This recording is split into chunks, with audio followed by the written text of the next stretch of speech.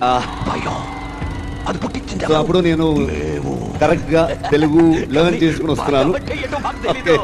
నేను తాగితే చిన్న బార్లని ఏర్లైతే వీర్లని లైన్ కడితే మైక్ పట్టి స్టేజ్ ఎక్కితే బోల్ట్లన్నీ టైట్ అయితే నైట్ అయితే. మన రిషబ్ శెట్టి గారు ఇంటర్వ్యూలో లాస్ట్ మినిట్ మన తెలుగులో కానీ మాట్లాడుకుంటే ఈ రోజు కాంతారా ఇట్లాగైతే ఉండేది కాదు. లాస్ట్ మినిట్ లో మన తెలుగు లాంగ్వేజ్ కి రెస్పెక్ట్ ఇచ్చారు కాబట్టి మీరు ఆయన తెలుగుని మాట్లాడేటప్పుడు కూడా క్రౌడ్ రెస్పాన్స్ చూడొచ్చు, నెక్స్ట్ లెవెల్ ఉంటది. సో అంతే మన తెలుగు వాళ్ళు పెద్ద పిచ్చోళ్ళని చెప్పాలంటే మన దగ్గర వాళ్ళు పెద్దగా ప్రమోషన్ చేయాల్సిన పని కూడా లేదు. జస్ట్ వచ్చి హలో హైదరాబాద్ ఎలా ఉన్నారంటే దట్స్ ఎనఫ్, అంతే.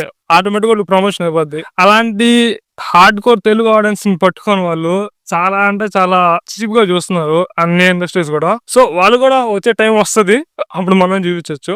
We are really the hardcore fans of cinema. ఇంకా ఏ ఇండస్ట్రీలో కూడా ఇంతటి అభిమానాన్ని అయితే ఎవరు చూపించలేరు. సో మీరు వచ్చినప్పుడు మా తెలుగుకి రెస్పెక్ట్ ఇవ్వడం నేర్చుకోండి, ఏ ఇండస్ట్రీ వాళ్ళైనా కానీ. లేదంటే ఎక్కువ తక్కువ చేస్తే మాత్రం ఆటోమేటిక్ గా మీ సినిమా రిజల్ట్లోనే కనిపించేస్తుంది. Hi guys, welcome to Mister Cine Buff. ఈ వీడియోలో మనం కాంతారా చాప్టర్ 2 యొక్క కంప్లీట్ రివ్యూ కాదు మూవీని అయితే చూద్దాము. మూవీ అంటే ఇట్స్ జస్ట్ మై పర్స్పెక్టివ్ అంతే. First of all Kantara chapter 2 లో మనం మాట్లాడుకోవాల్సిన మెయిన్ ఆస్పెక్ట్ ఏమైనా ఉందంటే the production quality. Oh my man, నిజంగా ప్రొడక్షన్ క్వాలిటీ ర్యాంప్ పాటి చదిలేస్తారంటే 125 crores బడ్జెట్ లో ఈ రేంజ్ ప్రొడక్షన్ క్వాలిటీని నేను ఏ సినిమాలో అయితే ఇప్పటి వరకు కూడా ఎక్స్పీరియన్స్ చేయలేదు. ముందుగా మనం ఈ ప్రొడక్షన్ డిజైన్ లో మనం అప్రిషియేట్ చేయాల్సింది సినిమాటోగ్రాఫర్ అరవింద్ కశ్యప్ గారిని. అరవింద్ కశ్యప్ గారు ఫస్ట్ మీకు హ్యాట్స్ ఆఫ్ చెప్పాల్సిందే. అసలుకి అలాంటి లిమిటెడ్ బడ్జెట్ లో మీరు ఇంత మంచి విజువల్ క్వాలిటీని రిప్రజెంట్ చేశారంటే అసలుకి వేరే లెవెల్ నిజంగానే. And you are going to be the next big thing in Indian cinema. That's for sure man, that's for sure. నిజంగా అసలు ప్రొడక్షన్ డిజైన్ ఏ లెవెల్ లో ఉందంటే మీరు RRR లో చూసారు కదా, దానికి మించిన నెక్స్ట్ లెవెల్ పెయిన్ ఉంటది అనమాట దీంట్లో. లిటరల్ గా అసలుకి టైగర్ సీక్వెన్స్ ఒకటి ఉంటది అబ్బా, అసలు ఎంత క్లారిటీ, ఎంత క్లిస్టర్ క్లియర్ గా ఉందంటే అసలు ఆ స్మూత్నెస్ కావచ్చు, ఆ విజువల్ సీజే ఉంటది కదా, అసలు నెక్స్ట్ లెవెల్ అనిపించింది నాకైతే. అండ్ ఇంకోటి మైండ్ బ్లోయింగ్ థింగ్ ఏంటంటే, ముందుగా చెప్తున్నా స్పాయిలర్ అలర్ట్, లాస్ట్ లో మన ఎండింగ్ సీక్వెన్స్ లో నంది ఒక సీక్వెన్స్ ఉంటది, లిటరల్ ర్యాంప్. అసలుకి రిషబ్ శెట్టి గారి విజన్ ఏ లెవెల్ లో ఉందంటే లిటరల్లీ అతను అనుకున్న ప్రతి ఒక్క పాయింట్ ని క్లియర్ గా ఎస్టాబ్లిష్మెంట్ చేశారు. వరల్డ్ బిల్డింగ్ నెక్స్ట్ లెవెల్ అని చెప్పాలి. నంది సీక్వెన్స్ గురించి మాట్లాడుకుంటున్నాం కదా, నిజంగా గాయస్ అక్కడ క్వాలిటీ చూడాలి. అండ్ నందీశ్వరుడి క్వాలిటీ నెక్స్ట్ లెవెల్ ర్యాంప్ అనిపించింది నాకైతే. అండ్ ప్రతి దగ్గర కూడా ఎక్కడ కూడా ఇది కొంచెం లోపమైంది ప్రొడక్షన్ డిజైనింగ్ పరంగా అన్నట్టు వంక పట్టడానికి అయితే ఎక్కడా లేదు. అండ్ ఏంటంటే మూవీ స్టార్టింగ్ లో ఫస్ట్ హాఫ్ లో ఒకటి రథ సీక్వెన్స్ ఒకటి ఉంటది, మ్యాడ్ అంటే నిజంగా అసలుకి ఎంత హైలైట్ ఉంటదంటే అది రథ సీక్వెన్సెస్ నెక్స్ట్ లెవెల్ అనిపించింది నాకైతే. సో ఇంకా మనం ప్రొడక్షన్ డిజైన్ గురించి మాట్లాడుకుంటూ పోతే ఇంకా ఈ వీడియో అంతా సరిపోదు. ఆ రేంజ్ లెవెల్ ఇచ్చారు మన అరవింద్ కశ్యప్ గారు. నిజంగా సార్ మీకు నిజంగా హ్యాట్స్ ఆఫ్ చెప్పుకోవాల్సిందే. ఇంకా ఈ వరల్డ్ బిల్డింగ్ గురించి విషయానికి వస్తే ఫస్ట్ మనం మాట్లాడుకోవాల్సింది మన రిషబ్ శెట్టి గారి విజన్ ని. ఆ విజన్ అసలుకి ఎంత క్లియర్ గా, ఎంత రూటెడ్ గా మన డెసిషన్ తీసుకున్నారంటే రిషబ్ శెట్టి గారు అసలు నెక్స్ట్ లెవెల్ అనిపించింది. బట్ ఏంటంటే నాకు కొంచెం కాంతారా మనకు ఎంత హై ఇస్తుందో ఈ సినిమా అయితే అంత హై అవ్వదు, అది మటుకు నేను క్లియర్ గా చెప్పుకొస్తాను. అండ్ సేమ్ యాక్చువల్ కాంతారా 2 ఎలా ఎండ్ అయిందో సేమ్ ఇందులో కూడా అలాగే ఎండ్ అవుతుంది అనమాట. లాస్ట్ లో మన రిషబ్ శెట్టి గారు లాస్ట్ లో మాయమైపోతారు కదా, సేమ్ ఇందులో కూడా అదే జరుగుతుంది. అది అలా ఎందుకు జరిగిందని చెప్పి నెక్స్ట్ పార్ట్ లో చూపిస్తారు. సో ఆ పార్ట్ అనేది వెరీ క్రూషియల్ అనమాట. అంటే అలాగా సడన్ గా ఎందుకు మాయమైపోతున్నారు, అక్కడ శివుడు ఎలా వెలిసాడు, సో ఇవన్నీ మనకు నెక్స్ట్ చాప్టర్ లో అయితే మనకు క్లియర్ గా ఎస్టాబ్లిష్మెంట్ చేస్తారు. దాంతో ఓవరాల్ గా క్లారిటీ వచ్చేస్తుంది అనమాట. ఇంకా ఈ మూవీలో కొన్ని దైవాన్ని కూడా చూపిస్తారు. ఆల్రెడీ మనం ఫస్ట్ మూవీలో పంజుర్లి దైవాన్ని అయితే చూసినాము, అంటే goddess of the tribe.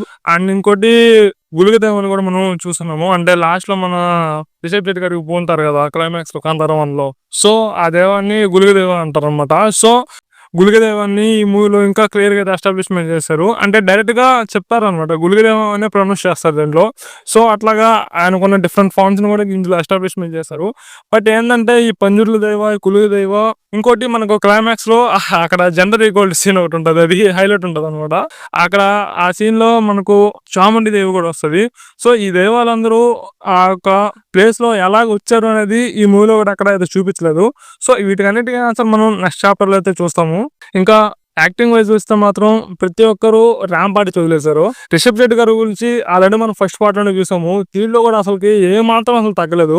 Next level అయితే ఉంటది ఆయన పర్ఫార్మెన్స్. ఇంకా రుక్మిణి వసంత్ గారు సర్ప్రైజింగ్ అని చెప్పాలి రోల్. అండ్ లాస్ట్ గ్లామర్స్ లో కూడా నాకు భలే అనిపించింది ఆ ట్విస్ట్.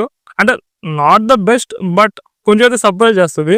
ఇంకా సర్ప్రైజింగ్ జయరామ్ గారికి చాలా మంచి రోల్ పడ్డది. అంటే రీసెంట్ టైమ్స్ లో this is one of the best role అని చెప్పాలి. అండ్ యాక్టింగ్ మీద కూడా ఆయన చాలా బాగా చేశారు.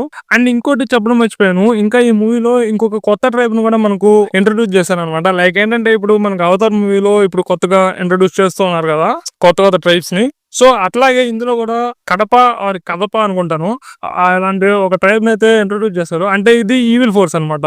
ఏదైతే ఈశ్వర పోలవనం ఉందో, అంటే ఈశ్వర పోలవనం అంటే మళ్ళీ కన్ఫ్యూజ్ అవుతారేమో, అంటే వాళ్ళు అక్కడ ఈ దైవాన్ని పెట్టి పూజిస్తారు కదా. సో ఆ ప్లేస్ ని ఈశ్వర పోలవనం అంటారు అనమాట. అంటే అక్కడ ఈశ్వరుడు వెలుస్తాడు అనమాట. సో అర్థమైంది అనుకుంటా. సో ఈ యొక్క ఈశ్వర పోలవనాన్ని వాళ్ళు ఆక్యుపై చేద్దాం అని చెప్పి ఈవిల్ ఫోర్సెస్ తో ఈ కదప ట్రైబ్ వాళ్ళు కుమ్మక్కయ్యి సో వీళ్ళ మీద అయితే దాడి చేయడానికి అయితే ట్రై చేస్తారు. సో అట్లాగా ఒక టైం అయితే ఇంట్రడ్యూస్ చేస్తారనమాట. ఇంకా నెక్స్ట్ పార్ట్ లో వాళ్ళ యొక్క బ్యాక్ స్టోరీ. సో అంటే చెప్పాను కదా అన్ని నెక్స్ట్ పార్ట్ అంటున్నాను కదా. సో అదే నెక్స్ట్ పార్ట్ మనకు దీంట్లో చాలా క్రూషియల్. దాంట్లోనే మనకు ఇప్పుడు వరకు ఉన్న ప్రతి డౌట్స్ కి దాంట్లో క్లారిఫై అయితే చేస్తారు.